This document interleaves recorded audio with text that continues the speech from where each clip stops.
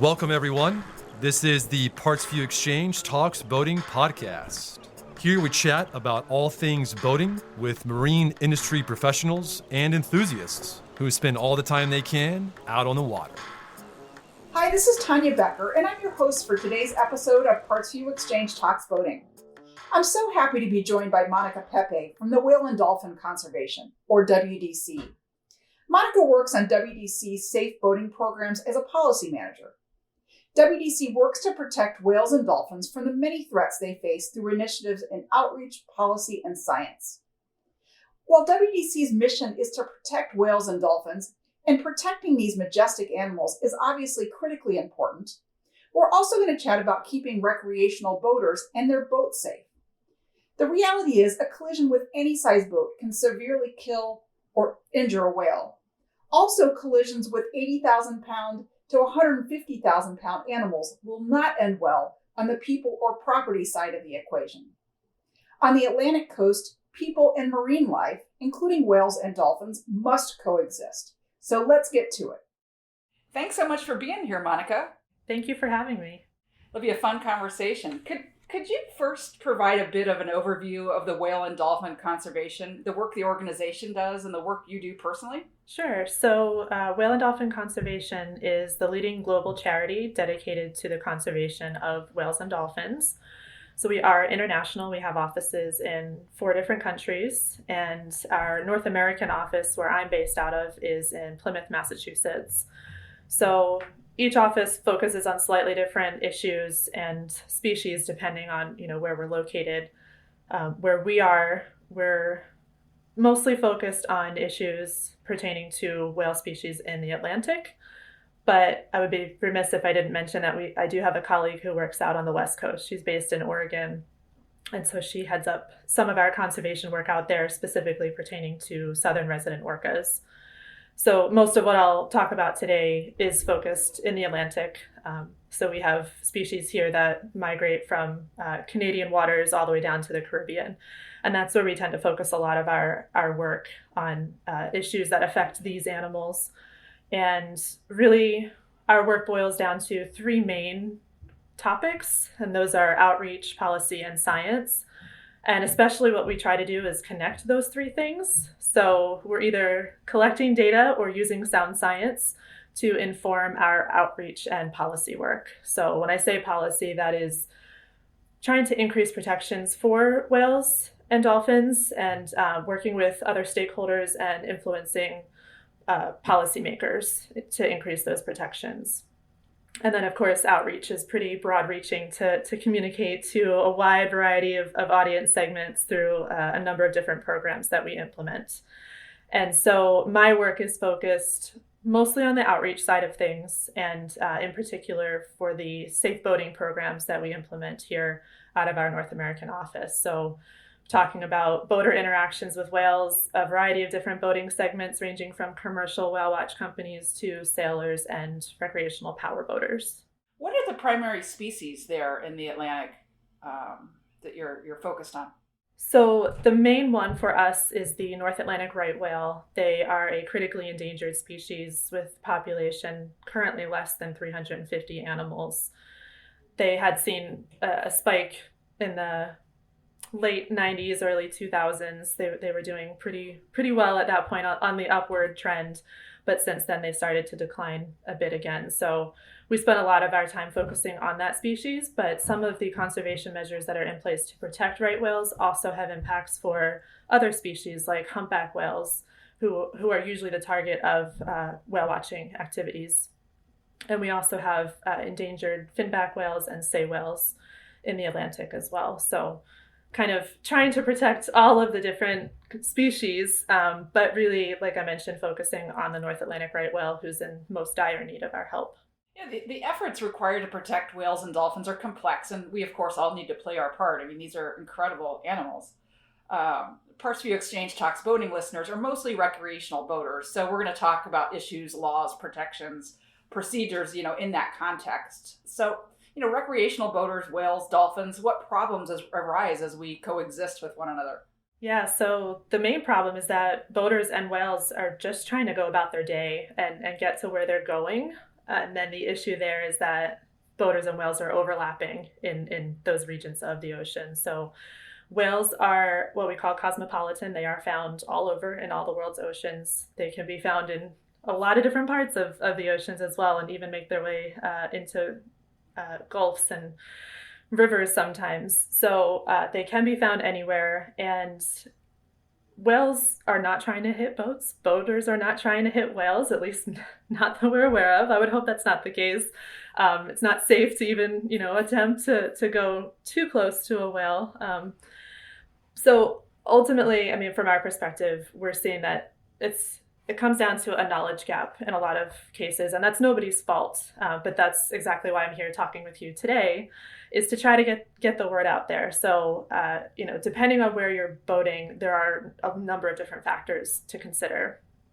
And so, going back to the main point of the issue, in practical terms, boats are generally getting faster, and whales can be really stealthy. They can hold their breath for a really long time. So they are mammals, so they're air breathers. They do eventually have to come up to the surface to breathe, but they have really large lungs. They can hold their breath for 30 minutes at a time. If you're starting to talk about sperm whales, they can hold their breath for over an hour. So again, depending on where you are, there's different things to think about, but whales don't break the surface too often. They spend most of their life underwater. And so when they do decide to come up to the surface, even if you're on a boat, you've posted a lookout, you might not see that whale until the last minute.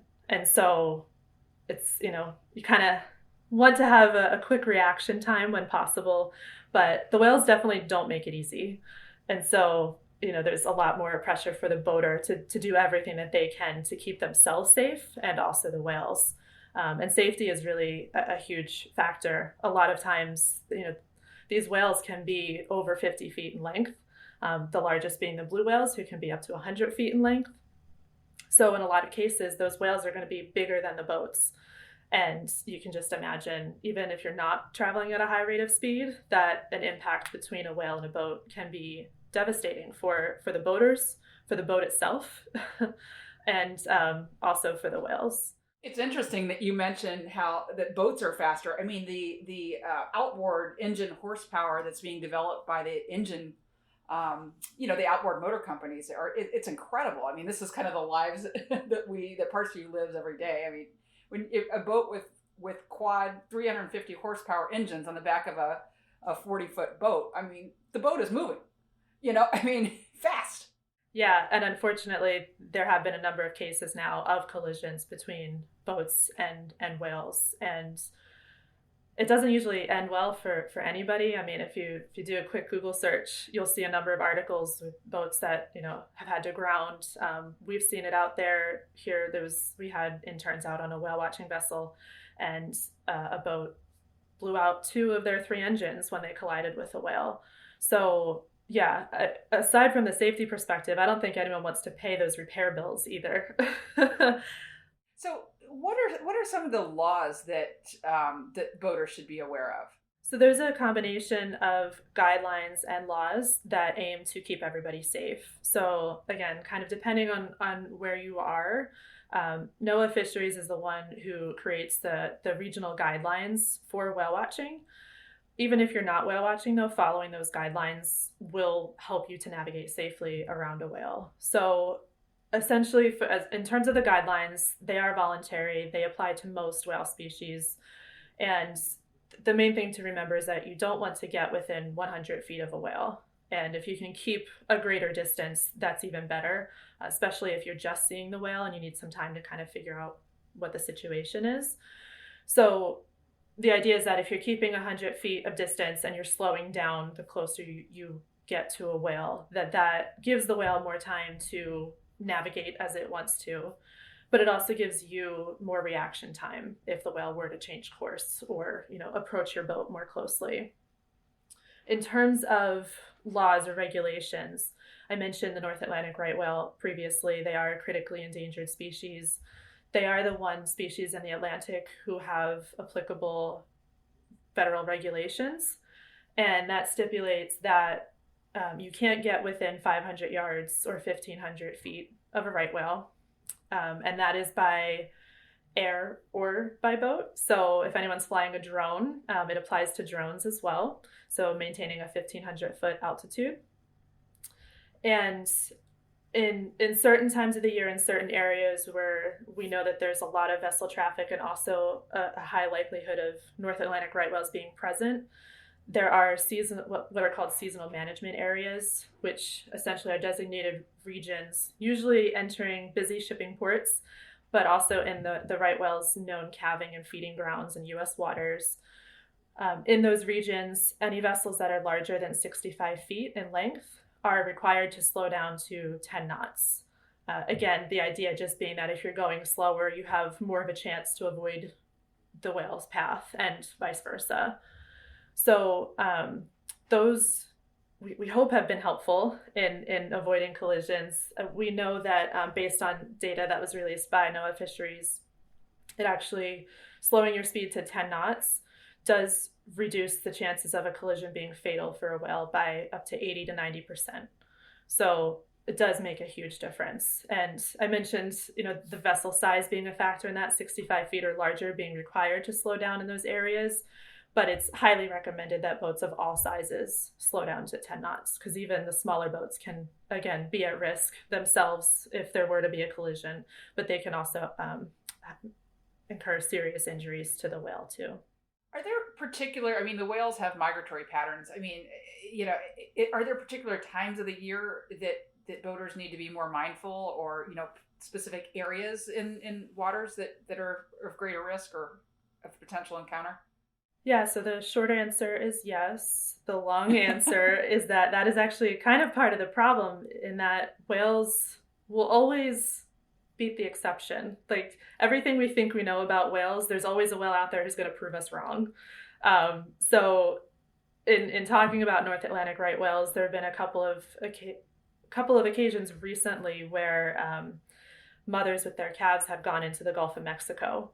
Now, normally they don't round the tip of Florida like that. They stay within Atlantic Ocean waters. So that was unusual. It was attention grabbing once it hit the headlines. I think people were excited, obviously. It's a really neat thing to happen. But again, there's that conservation aspect to it, and just trying to reach boaters in that area to say, hey, it's a protected whale. You do have to stay back. If you see it, call it in. And those are things I think we'll talk about a little bit later in more detail. But essentially, yes, they do follow seasonal migration. So any large whale will migrate from northern high latitude waters in the summertime, and then they'll head south in the winter. So when they're in northern waters, they're feeding most often, and then heading south to breed and give birth to their calves in warmer water. So again, depending on where you are and the time of year, if you're a boater in Florida and you're out in the winter, there's a pretty good likelihood that you'll have whales nearby. So it's important to be extra vigilant in those areas. I mentioned the seasonal management areas for right whales earlier, and I won't go into all the details of the timing and the locations for those right now, because there are multiple. Definitely encourage people to look that up before you head out on the water. But in those areas, again, there's a pretty good likelihood that you'll have whales during those time frames. And then the other thing I know is always an issue, and it's really hard because there's not a whole lot you can do about it, but in low visibility conditions, so fog or nighttime boating, obviously you're thinking about a lot of other things, like staying in the channels, not running aground, all of those other factors. But right whales or whales in general are part of that as well. So whales can be anywhere, but again, seasonal migrations, are pretty consistent with some variation in that. What are some of the signs that indicate whales are in the area? Great question. So it boils down to the 4 B's, as we call them. So that's blows, backs, birds, and bubbles. So to go through them one by one, blows, that's the whale's exhale. So again, they're mammals, they're air breathers. When they're exhaling, it usually produces a pretty visible blow that you can actually see from a couple miles away if it's a calm day. So that's a really good sign that you have a whale nearby. It just kind of looks like a puff of smoke. The second B would be backs, and so that's the actual back of the animal. So when they're resting, they do that at the surface. And so they're not moving very much. We actually call it logging because they just kind of look like a log. But if it's especially on a sunny day, you might see some glare reflecting off of the back of the animal. Or if you see something that looks like a log but isn't, that might also be a whale. Birds and bubbles kind of go hand in hand. These are both associated with whales who might be feeding. And this most often you'll see whales feeding in the northern latitude waters. So off the coast of New England, also the mid-Atlantic has become an important feeding ground over the years. And so if there's a lot of bird activity, that could be a sign of whales nearby, because those birds are also picking off the bait fish that are escaping from the whale's mouth. And bubbles are a sign of feeding activity, particularly for humpback whales. So they will blow bubbles underwater, usually in a circular pattern, to kind of corral a ball of bait more closely together so that they can just open their mouth really wide and eat as much fish as they can at one time. But those bubbles will rise up to the surface usually before the whale surfaces. So if you're all of a sudden seeing bubbles, it's, depending on the water clarity in your area, it might look like a foamy green. That's a sign that a whale's about to come up, and usually they're moving pretty quickly when they do that. So you want to try to stay away from those bubbles if you're seeing them. It's amazing how efficient animals are, and just the behaviors. Bait balling is just such, it's fascinating how we all evolved to do these things. What should a recreational boater do if they spot a whale? So I can kind of walk through a bit of a step-by-step that I think would apply for most people if they spot a whale. The very first thing that I would recommend doing is slowing down. Again, this just gives you a chance to assess the situation, keep a distance from the whale. And next, I would try to determine the whale's direction of travel so that you can adjust accordingly. So once you kind of slow down, take a look at the whale for a couple of surfacings, you might be able to tell which direction it's heading. And then based on where you're trying to go and what you're trying to do, you can kind of plan accordingly. You might have to alter your course to give it a wider berth to go around it, or if it looks like it's coming towards you, again, you'll have to alter your course a little bit. But if it's heading directly away from you, you might be able to hold your course, but may need to slow down. So your next course of action might be influenced by what the whale is doing. So giving yourself a chance to figure that out would definitely be helpful. I know some people do want to go and watch whales. Some people don't. If you do want to head over and take a look, that's okay.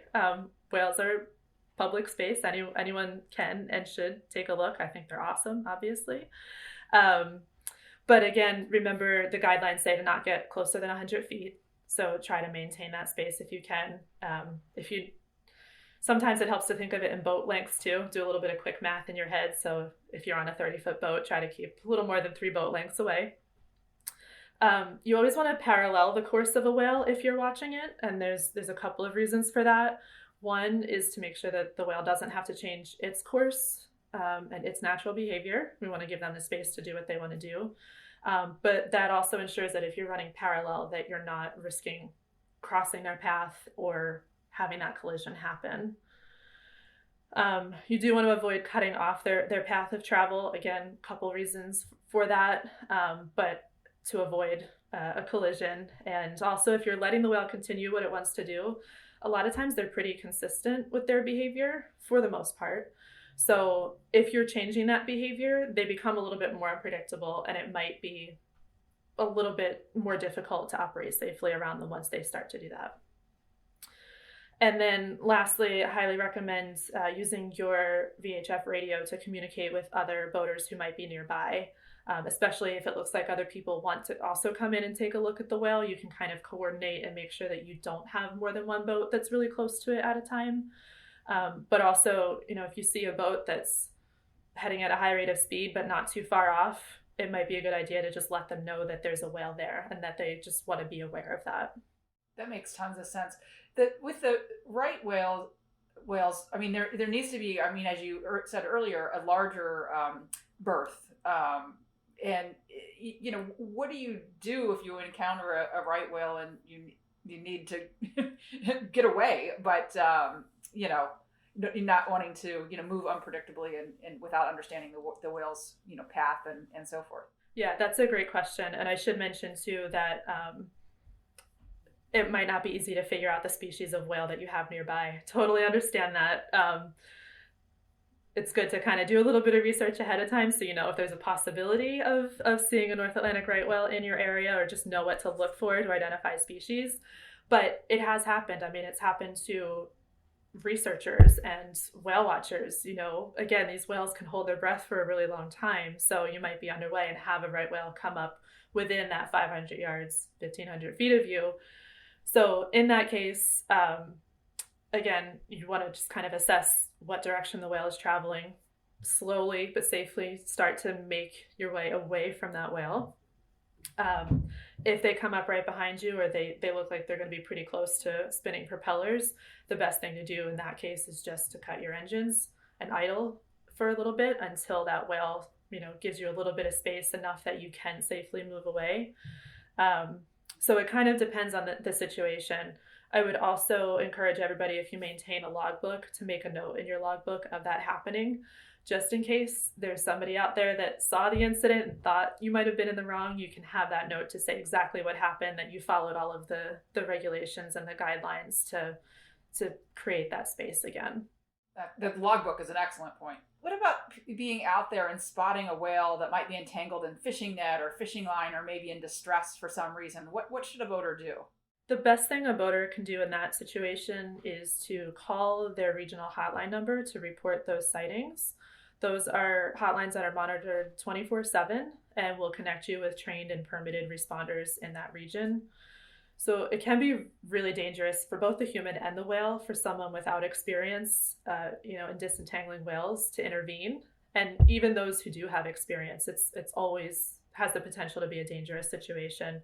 So calling the hotline is the safest thing to do. I know sometimes that may seem counterintuitive, but that's really the best course of action. So again, because we're talking mostly about the Atlantic, there's 2 different regional hotlines for the Atlantic, so I'll just read those off real quick. If you're between Maine and Virginia, that hotline number is 866-755-6622. And if you are between North Carolina and Florida, that hotline number is 877-WHALE-HELP. And so there's automated menus there, but it'll connect you to whichever organization is responding to those calls in that area. If you're outside of the Atlantic and you're not in either of those 2 regions, you can probably just go online and Google reporting a marine mammal in distress and find the hotline number for your area. And as a follow-up to that too, once you connect to the hotline operator, they may ask you, if you're able to stand by the animal until they can get a team out there. That just really, really helps them in being able to locate the whale. So if you have the time, keeping a safe distance, and again, whales that are entangled like that or otherwise in distress, they are stressed. They have stress responses just like humans do. So they can be unpredictable in their behavior. So you definitely want to keep a pretty good distance. But if you are standing by, try to keep an eye on that whale so that you can update the entanglement response team as to the whale's location so they can get out there faster.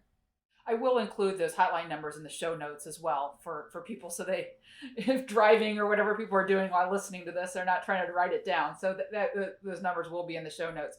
And say a boater forgets about the hotline. Can they contact the Coast Guard? I mean, every boater knows how to contact the Coast Guard, or at least they should. Is that a viable option too? Absolutely, yeah. And if you're outside of cell phone range, contacting the Coast Guard, Channel 16 is also a very good option.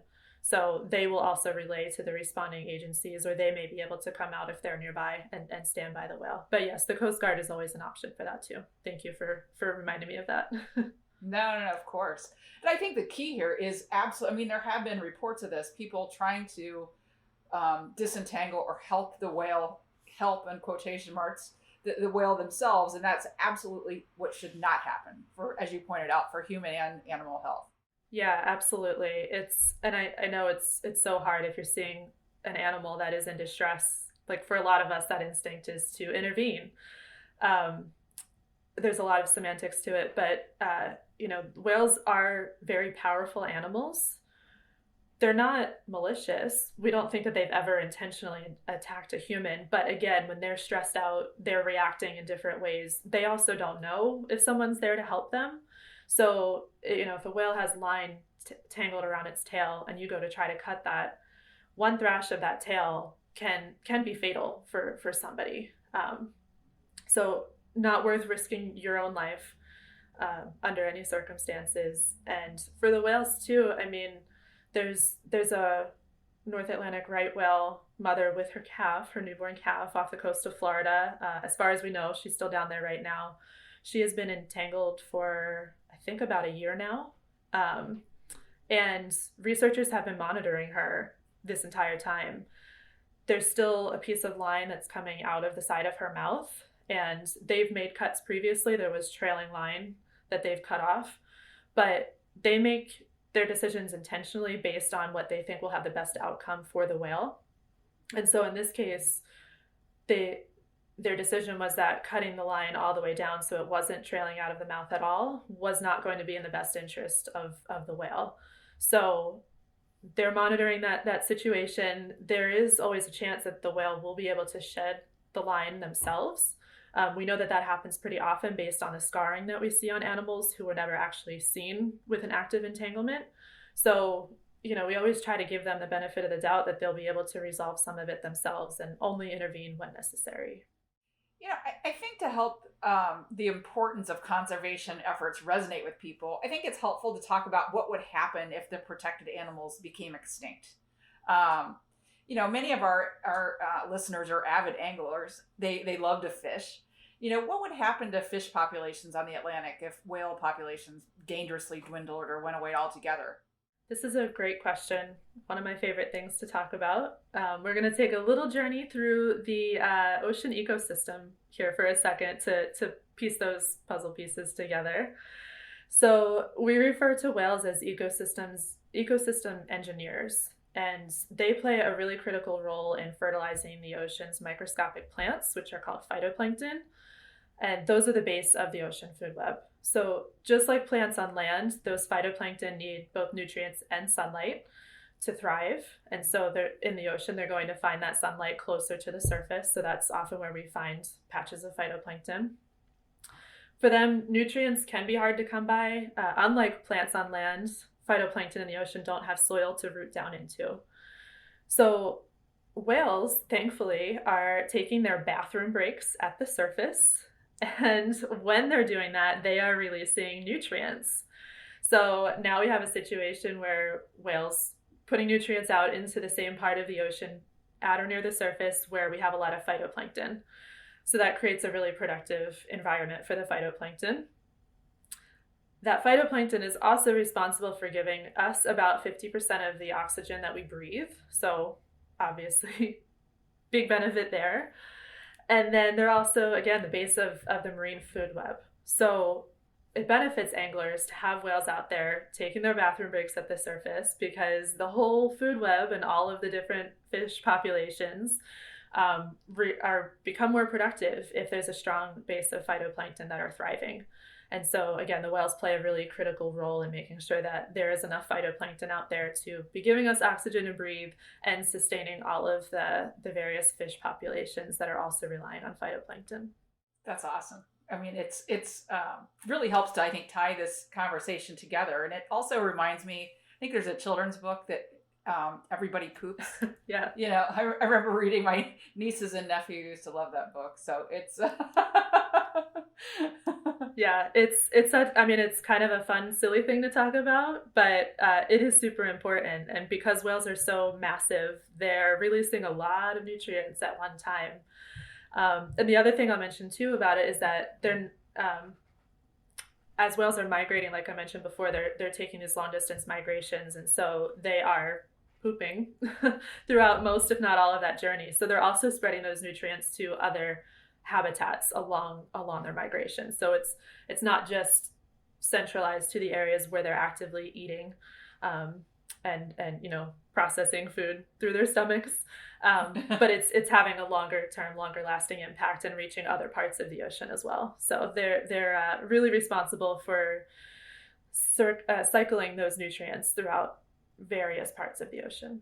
So as we close out our conversation today, I'd like to leave people with some quick takeaways about what they can do as recreational boaters to help protect whales and dolphins. Do you have any tips or steps people can take? Absolutely. So the first thing that I strongly recommend is, before you're heading out on the water, just doing a little bit of research. Try to find out what whales have been seen in your area, might be seen in your area. There is an app that you can download on your phone called the Whale Alert app. And that will not only let you know if there have been recent sightings of North Atlantic right whales, that critically endangered species, but it also lets you know if you are in one of those seasonal management areas that I talked about earlier, that might have speed restrictions or recommended speed restrictions. So if you download that app, it can be a really helpful resource, even if you're still at the dock, checking everything off your list for the day and just checking that app real quick just to see if there have been whales seen in your area recently.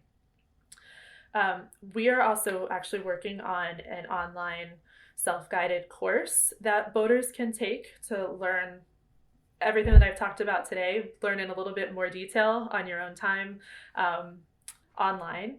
So the course is hopefully coming out right around the same time that you might be listening to this podcast, but if not, you'll soon be able to find that on our a website called seaspout.org. That is our program that we implement to reach out to recreational boaters. So that's seaspout.org.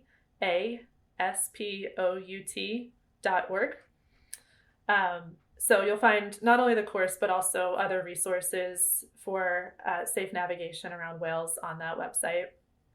And we also just want to encourage people, if you have a positive, safe interaction with a whale, word of mouth is huge. I think telling your friends and others in your network about that experience and what helped you in that situation and how you were able to keep yourself and the whale safe, I think that is super helpful as well. So encourage everybody to just spread the word, and also, if you see a whale out there, making sure others in the area are aware of it as well will help to keep everyone safe.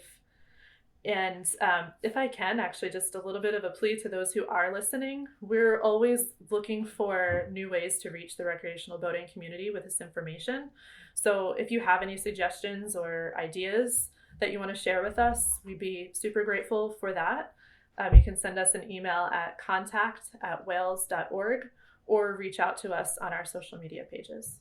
That's great. I mean, that is wonderful action steps. Everybody can do the things that you've asked, that you've offered people to do. So that's wonderful. This has been such a great conversation, Monica. Thanks so much for joining me. Thank you for having me. Yeah, it's been fun, and hope that everyone stays safe out there. And just as we close, I highly encourage our listeners to learn more about WDC's work, and if so inclined, support their work. Their website can be found at uswhales.org, and I've included a link in the show notes along with all the other information Monica shared throughout our discussion that might be a little hard to write down if you're on the move. So thanks again, and we'll talk again soon. Thank you so much. Thanks for tuning in to this episode of the PartsVu Xchange Talks Boating podcast. Are you in a dock war with your boating neighbor for the cleanest boat? Check out our marine soaps, polishes, waxes, and more at PartsVu.com. And for free shipping, use the coupon code PVTalksShine, a special perk for our podcast listeners. Follow us on Facebook and Instagram for boating knowledge, to keep in touch with the PartsVu community, and for special sales and promotions. Don't forget to subscribe, rate, and review this podcast, and check out the show notes for the coupon code just mentioned, more information about PartsVu and the products we offer, as well as our boating blog, the PartsVu Exchange. And a big thanks to Mind for performing the original music featured within this podcast.